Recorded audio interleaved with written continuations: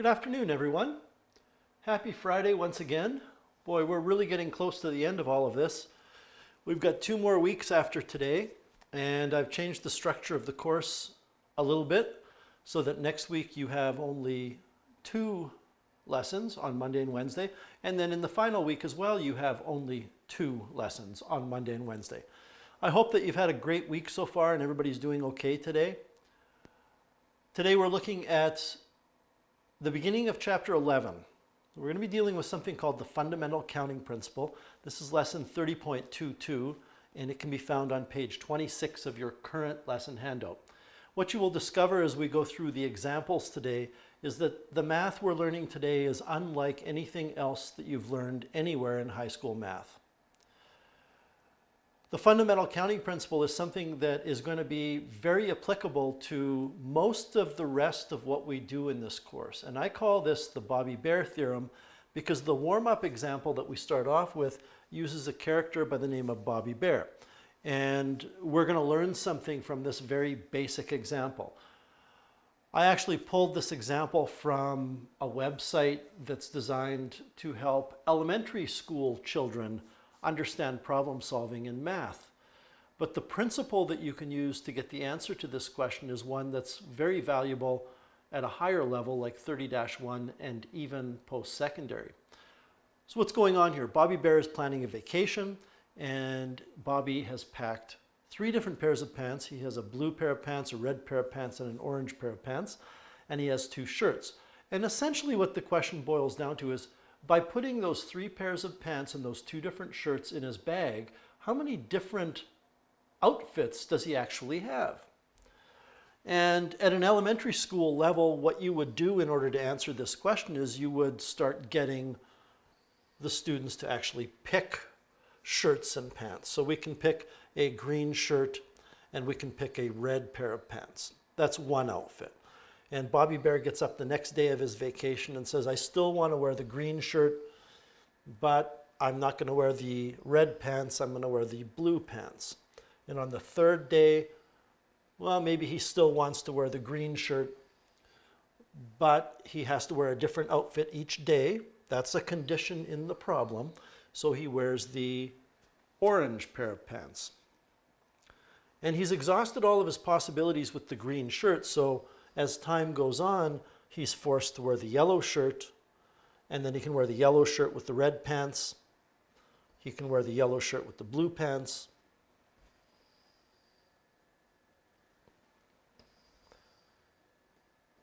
And of course, he can wear the yellow shirt with the orange pants.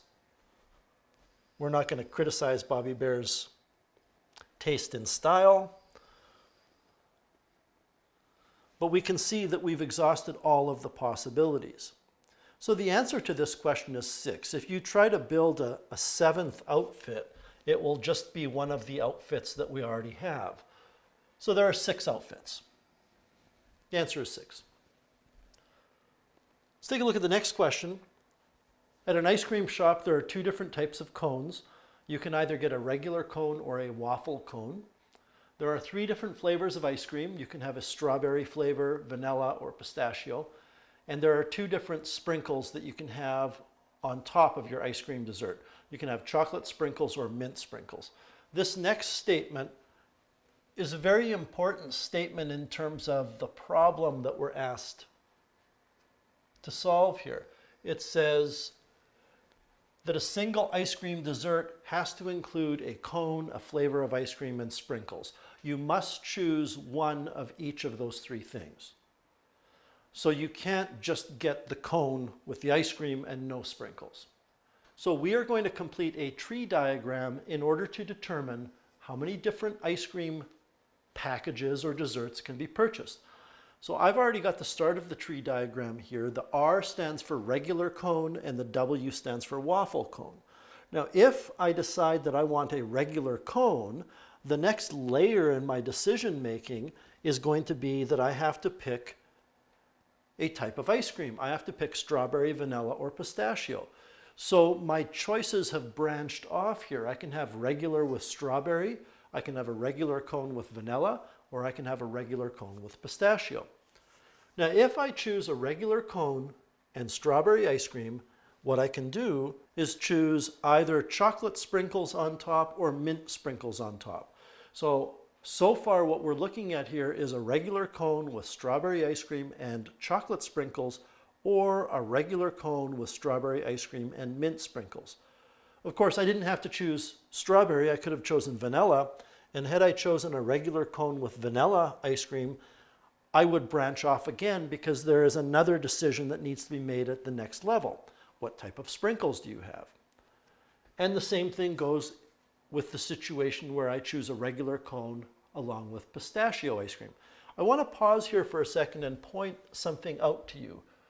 It's very important that you interpret this tree diagram properly, because what we have on the left is showing a total of 6 different options.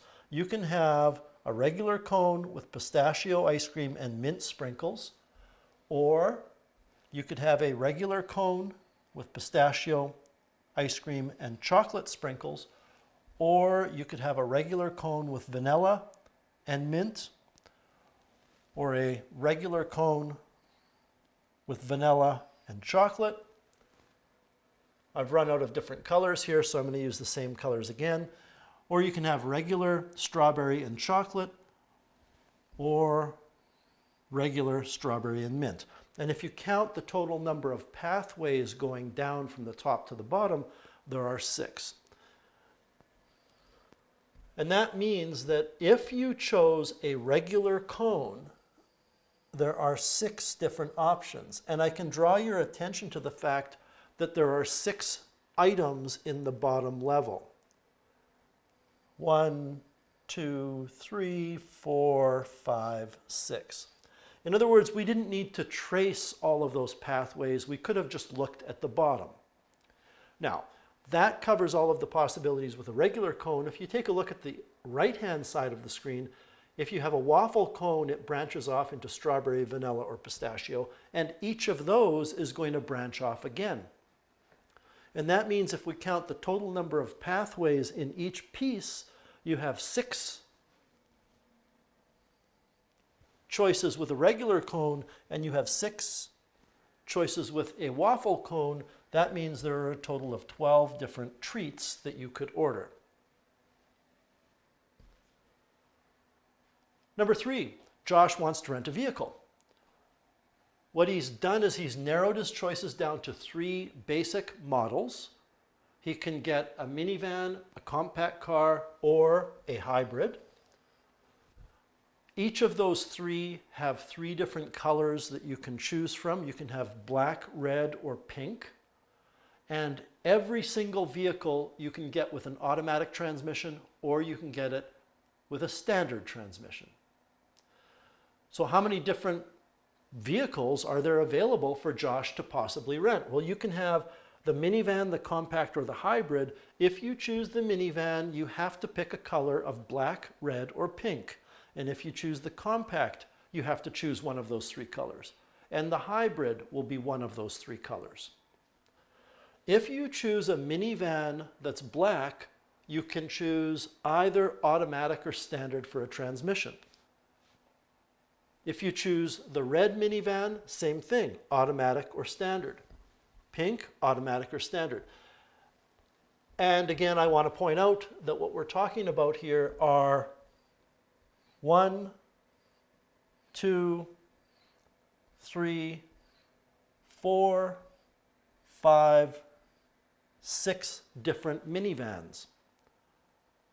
Which means, I guess we don't even need to really complete the rest of the tree diagram, because the tree diagram is going to branch off the same way with the compact car and the hybrid as it does with the minivan. But if you do complete it, that's what you're going to get for the compact, and this is what you're going to get for the hybrid. And if we count all of these, we are looking here at a total of 6 options for each major model, which means there are a total of 18 vehicles.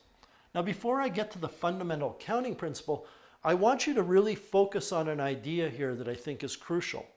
In each of these 3 examples, Bobby Bear getting dressed, you ordering an ice cream dessert or Josh renting a vehicle, there were a number of decisions that needed to be made. Bobby Bear had to make two decisions. He had to decide the color of his shirt and the color of his pants. When you're buying the ice cream treat, you had three decisions. You had to decide on the cone, the flavor of ice cream, and the type of sprinkle. When Josh rents his vehicle, he also had decisions. He had three of them as well. What model, what color, and what transmission. The fundamental counting principle makes these problems easy. What the fundamental counting principle says is if you have a job to do, and it doesn't matter how complicated the job is, you have a job to do, and within the job are a number of different tasks that need to be done. So Bobby Bear had a job, which was to get dressed before he left his hotel room. And there were two tasks that he needed to do to complete that job. He had to put on a shirt and put on a pair of pants. You have a job when you're standing in front of the ice cream vendor, which is to buy an ice cream dessert. You have three tasks within it. You have to choose a cone, choose a flavor, choose a sprinkle. Josh, when he rents his vehicle, has a number of sub-tasks to perform. Here's what the fundamental counting principle says. The number of ways you can do the job is found by multiplying the number of ways you can do each of the individual tasks that make up the job. Let's take a look at what this means in terms of Bobby Bear. Well, how many different pairs of pants did Bobby Bear have to choose from? He had three. And how many different shirts did he have? Two. The fundamental counting principle says since there are three ways to pick a pair of pants and two ways to pick a shirt, the number of ways to pick a combination of them would be 3 times 2, and that gives you 6, which is what we got when we drew it all out. When you ordered your ice cream dessert, you had to choose 3 different things. You had 3 tasks. You had to choose a cone, choose a flavor, and choose a sprinkle. There were 2 different cones that you could choose from, 3 different flavors of ice cream, and 2 different sprinkles. Well, if you multiply the numbers of ways to do those subtasks, you get the number of ways to do the job. There's 12 different ice cream desserts. With Josh, there were 3 models, 3 colors, and 2 transmissions. Well, if you multiply 3 times 3 times 2, you get 18. So we're getting the same answers without having to resort to drawing things or completing a tree diagram. What we're going to do now is go through a number of examples that use the fundamental counting principle. The first example says we're going to take the letters of the word reason and arrange them. Now, before we get to the other part of this question, the reason I have Scrabble tiles here is I want to stress to you the idea that we're arranging these, which means in your mind, if you decide you're going to put an R here, you can't put an R anywhere else. You are only allowed to use the letter R once. That might be obvious to you, but we are going to have situations, and I believe we'll run into one today, where you can use an item over and over again. But we can't here because of the word arrangement. Now, we're also told that the arrangement must start with the letter S. Okay, this is why I call it the Bobby Bear theorem. Almost everything we do in this unit can be traced back to what we did with Bobby Bear. Bobby Bear had 2 things to do. He had to put on a shirt and put on a pair of pants. We have 6 things to do here. We have to put a letter in the first blank, and a letter in the second blank, and a letter in the third, and a letter in the fourth, and a letter in the fifth, and a letter in the 6th position. Now there is a condition here. It says the arrangement must start with an S. So below these blanks, I'm going to write, below the first blank anyway, must be an S. All of the other 5 blanks are a free-for-all. It doesn't matter. There's no condition on what letter you decide to put in any of those other blanks. So now we're going to start making our decisions. There's one little tip I'm going to give you here to solve these problems. This statement at the beginning, which says that blank must be filled with an S, is called a condition or a restriction, and you always figure out the number of ways to do that before you do anything else. So, how many ways can we put a letter in the first blank? The answer is 1. Because if it has to be an S, there's only one S to choose from. Okay, let's move on to the second blank. How many different letters can I choose from? This is like asking how many different pairs of pants could Bobby Bear have chosen? How many different letters can we choose from to put one of the letters in the second blank? Well, the answer is 5. Because we had 6 letters, but we've used the S. The S is gone. So we only had 5 to choose from. Now, how many ways can we choose to put a letter in the third blank? Well, the S is gone, and whatever letter we put in the second blank is gone, so we're down to 4. And then we'll be down to 3, and then 2, and then 1. Now, we have to fill in each blank, which means we fill in the first and the second and the third and the fourth and the fifth and the sixth. And you know, another way to state the fundamental counting principle is the word and means multiply. So we have to multiply all of these numbers together, and I believe we're going to get 120 different arrangements of all of the letters from the word reason that start with an S. Some of you might wonder what would happen if we filled the blanks in a different order. Because after all, if I'm playing Scrabble, I don't have to start putting letters down one after the other. I can put them wherever I want to build an arrangement. Well, you would still have to put a 1 in the first blank because it has to be an S. But let's say you wanted to fill in the last blank next. You would put a 5 here. And then maybe you want to fill in the third blank. That would be a 4. And then this blank would be a 3, and this would be a 2, and this would be a 1. The order in which you fill these things doesn't matter. You're still going to get the same answer. You're still going to be multiplying these same numbers together. That's kind of like asking, does it make a difference if Bobby Bear picks his pants out of the closet before he picks his shirt out of the closet? Well, no. It's not going to make any difference at all. So that's example 1. Example 2, we have a classroom with 25 desks, and we have exactly 25 students. In how many ways can the students be seated?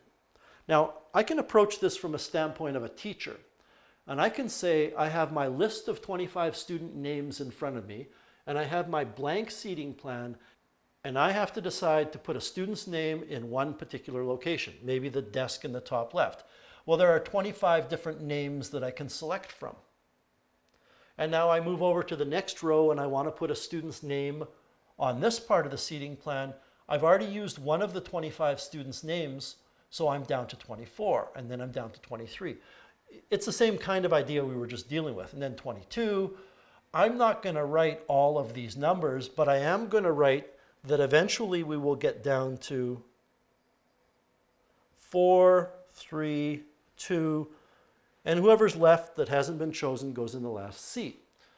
Now, I have to put a student's name in every seat. I have to put a student's name in the first seat and the second and the third and, which means the fundamental counting principle says we're going to multiply all these numbers together. Now, what if you approached it from a student's standpoint, where the students are going to come in and get seated? You're going to get the same answer because somebody has to sit down first.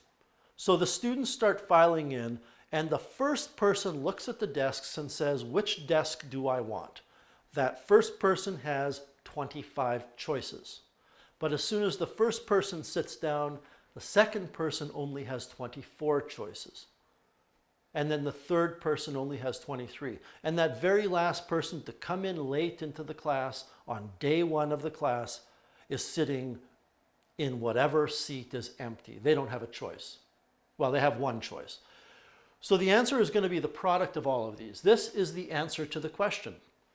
Now, If you were to type that into your calculator, and please don't, you're going to get in scientific notation 1.5511210004 multiplied by 10 to the 25.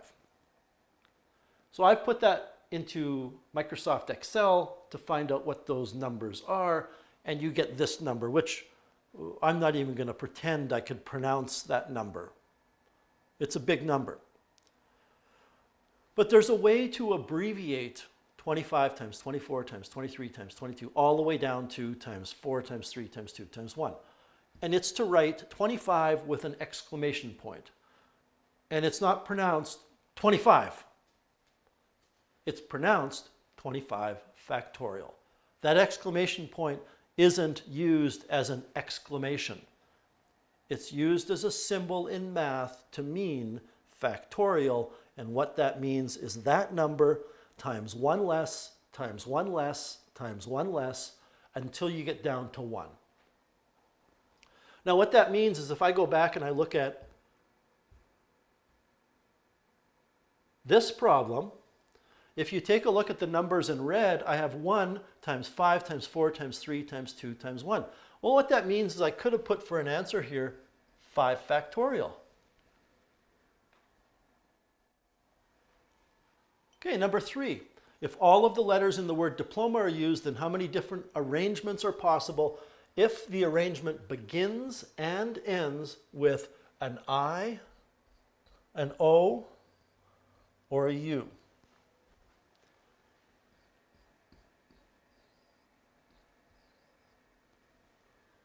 Well, those are our restrictions. And the word diploma has a total of 7 letters, so we're arranging 7 items, so I've put 7 blanks. Let's fill in the number of choices for the first blank and for the last blank. Well, you have 3 choices. Again, you're not Bobby Bear and you're not picking shirts and you're not picking pants. You're picking one of those 3 letters, I, O, or U, to put in the first blank. So now you have to fill in the last blank. Well, the last blank has to be an I, an O, or a U. So you would start by saying, well, I have 3 choices, but you don't have 3 choices. You only have 2 because one of those 3 choices, one of those 3 letters, I, O, or U, has already been used in the first blank. Now at this point in time, how you fill in the remaining blanks is up to you, but I typically start from the left.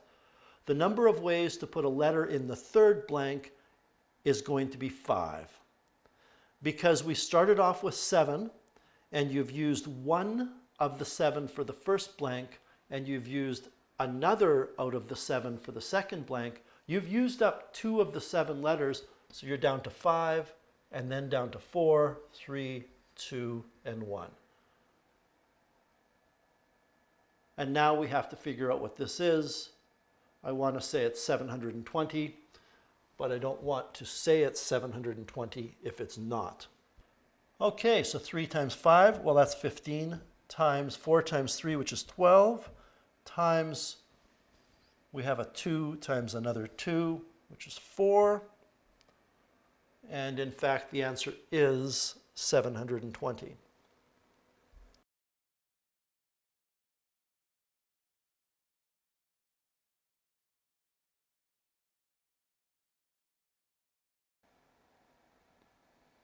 Okay, number 4. A volleyball team is made up of 8 players. They're going to stand in a line facing the camera for a picture. How many different arrangements are possible if Joan and Emily must be together? So what you need to do here are the 8 players, is not think of arranging 8 players. You have to think of arranging 7 items. Joan and Emily have to be together. I don't know why that is. It doesn't matter. So what you are arranging is not 8 players. Instead, you're arranging 1, 2, 3, 4, 5, 6. You're arranging 7 items. You have to arrange these 7 items that you're looking at here because Joan and Emily are locked together as a single item. But If you take a look at these two arrangements and you look at them carefully, Joan and Emily are together in the arrangement on the top. Joan and Emily are together in the arrangement on the bottom. Everybody else is in the exact same position, but these two arrangements are different. So this is a Bobby Bear situation. Bobby Bear had to choose a shirt, and Bobby Bear had to choose a pair of pants. What we have to do is arrange those 7 items that I talked about. We need to arrange these 7 items, and we need to arrange Joan and Emily. So not only do we have to arrange these 7 items, we have to arrange the items within this group. You have 2 things to do here. Arrange the 7 items in a line and arrange the 2 items within the group. So what does that look like? Well, let me write it out this way. You need to arrange the 7 items,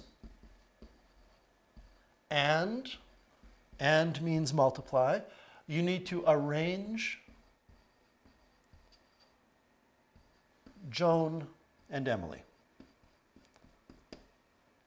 So how many ways are there to arrange 7 items in a line? 1, 2, 3, 4, 5, 6, 7.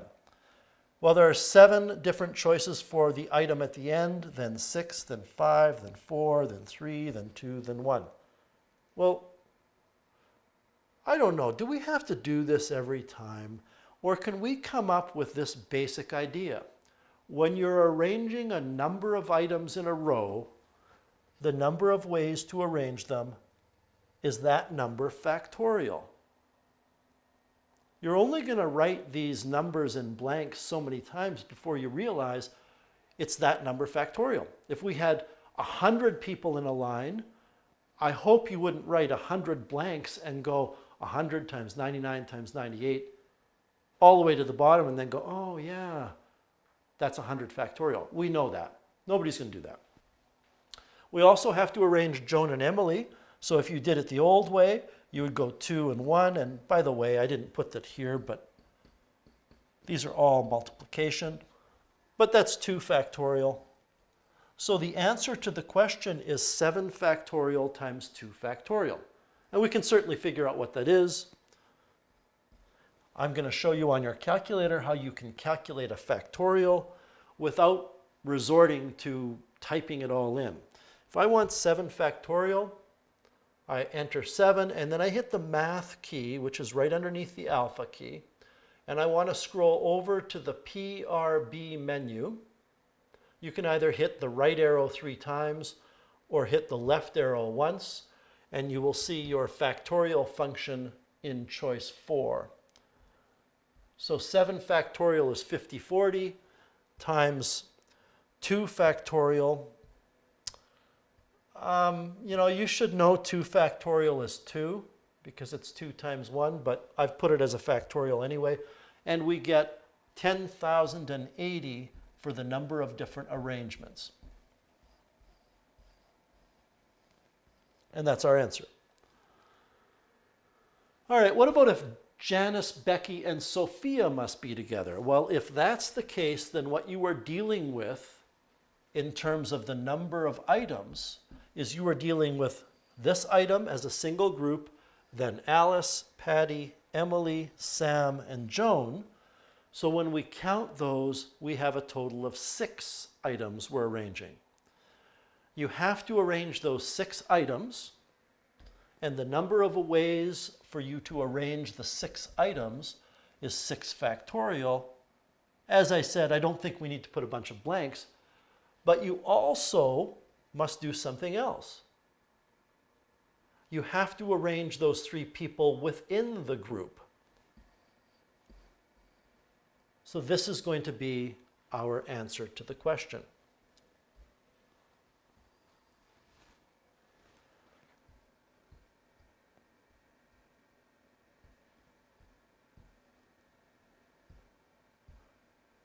This is just a habit I get into. I said times 6. 3 factorial is 6.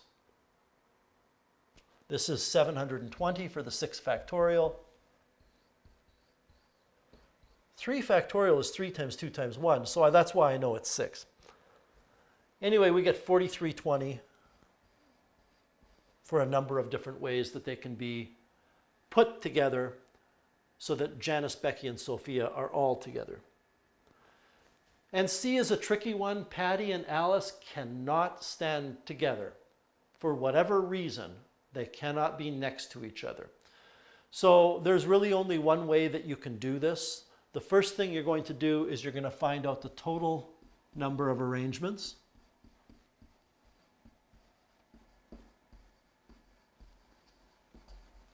That's pretty easy to do because there's 8 players, so that's 8 factorial.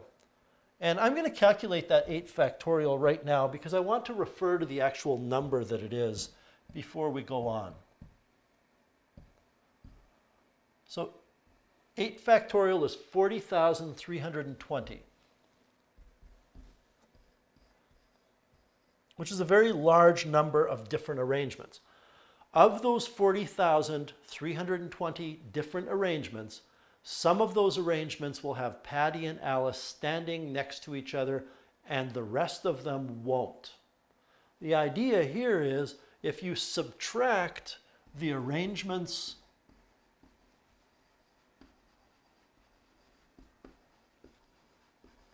when they are together,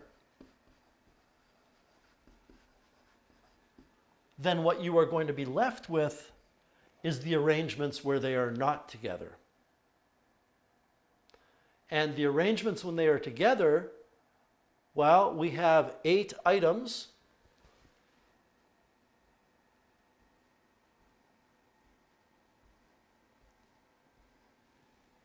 Patty and Alice must be together.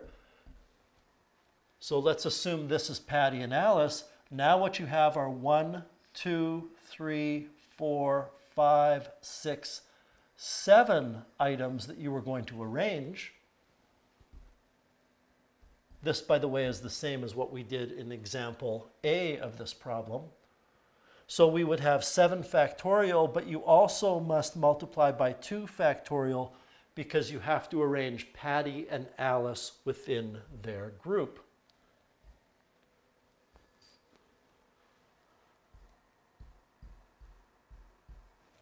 Seven factorial times 2, 2 factorial is the same as 2, gives us 10,080.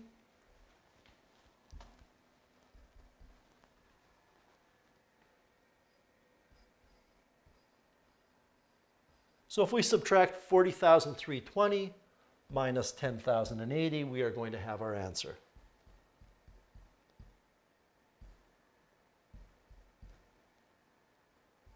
And we get 30,240.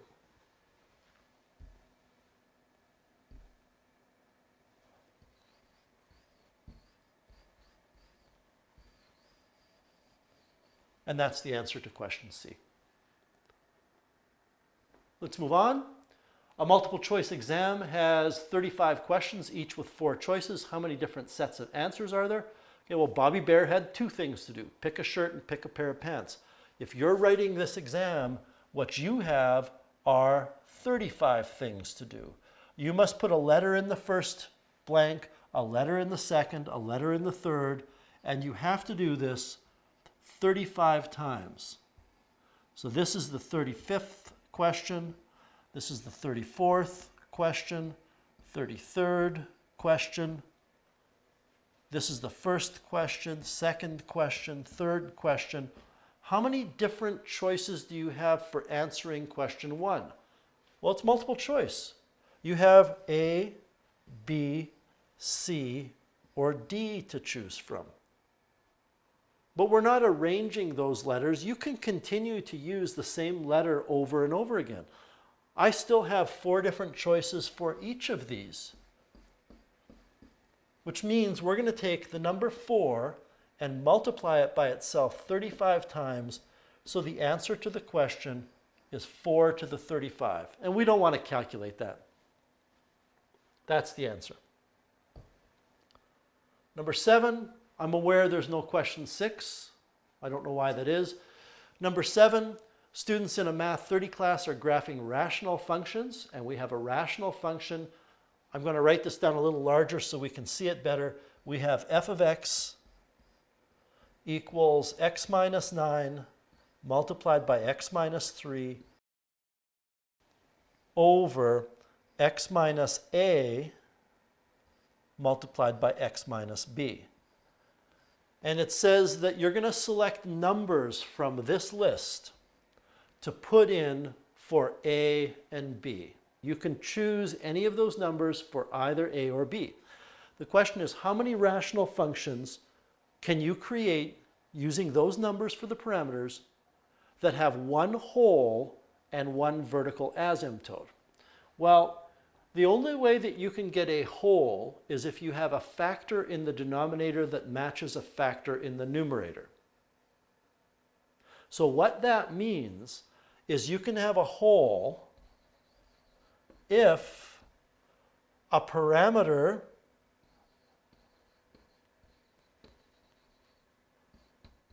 we'll use a equals 9, or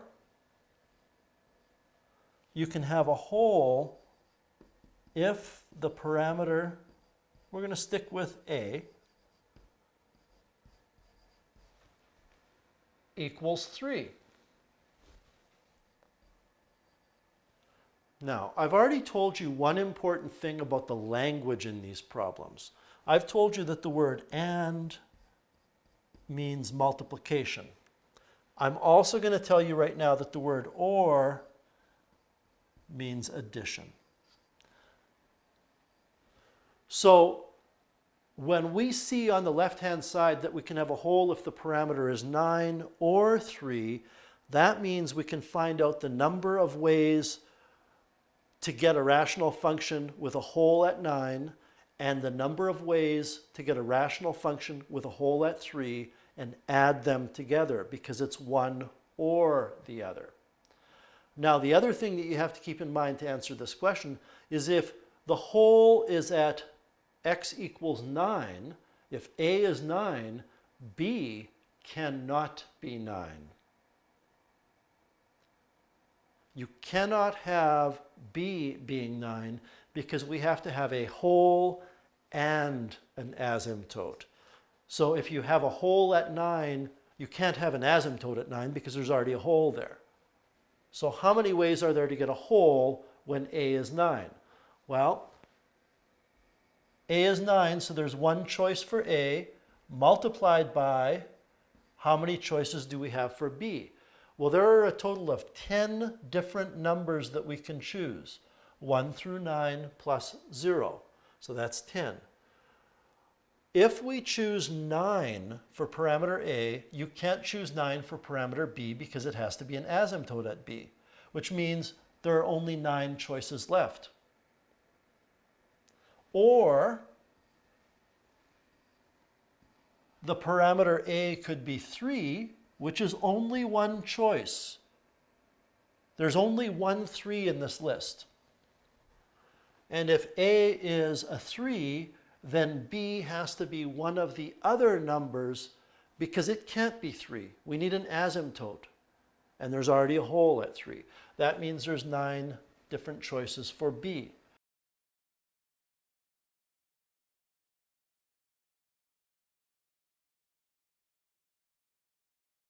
We have one last example, number 8. We have a total of 12 books. 3 are physics books, 4 are chemistry books, and 5 are bio books. We want to arrange these books on a shelf, but the books have to be together within each subject. So the physics books have to be together. The chem books have to be together. The bio books have to be together. So what you have here, everybody, is 4 different things to decide on. The first thing you have to decide on is how you're going to arrange the physics books. You also have to arrange the bio books. you also have to arrange the chem books. And there's one more thing that you have to arrange. You have to arrange the subjects. Because I can put the physics books first, followed by the bio, followed by the chem, or I can put the physics, then the chem, then the bio. There's lots of ways to arrange the subjects. How many ways can I arrange the books that are physics related? There's 3 of them, so it's 3 factorial. How many ways can I arrange the 4 chemistry books? That would be 4 factorial. The 5 bio books would be 5 factorial.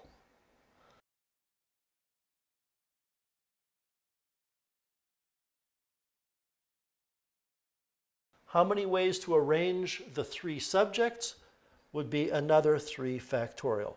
So whatever this number works out to be, that's the answer to the question. We have 3 factorial, well that's 6. I mean, everybody, after a while, you know what some of these are, so it just takes more time to go in and find that factorial function. 4 factorial happens to be 24. 5 factorial is 120. You can check all of these on your calculator. And then times another 3 factorial, which is 6. You get this number. I will just show you that it's correct by going in and doing the factorial. 3 factorial, 4 factorial, 5 factorial, 3 factorial. The answer is 103,680.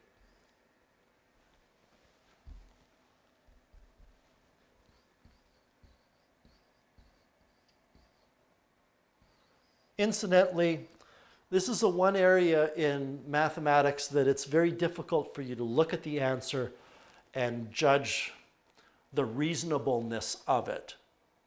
These numbers get pretty big. You know, you have only 12 books and you wouldn't think that there's that many ways for you to put them on the shelf. But there are. So it's very difficult, as I said, to judge the reasonableness of the answers.